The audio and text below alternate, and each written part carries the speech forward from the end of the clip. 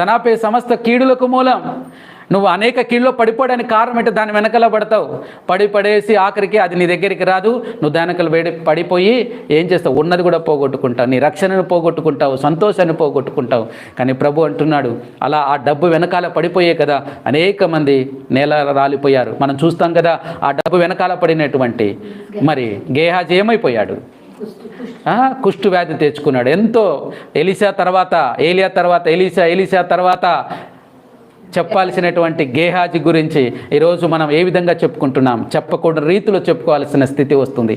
కాబట్టి ధనం వెనకాల పరిగెత్తున. అలాగే బిలాము ఏమైపోయాడో మనకు తెలుసు. ఇలా అనేక మంది, యూదా ఏమైపోయాడు, ఇస్కరేతు యూదా ఏమైపోయినాడో మనకు తెలుసు. అనేక మంది ఇలాగే డబ్బు వెనకాల పడి తమ జీవితాలని, తమ రక్షణను కూడా పోగొట్టుకున్న వారు ఉంటున్నారు. కాబట్టి జాగ్రత్త అని చెబుతుంటున్నారు. వారన్నీ కూడా, ఆ సంఘటనలన్నీ కూడా ఈరోజు మనం మారు మనసు పొందుకొని జాగ్రత్త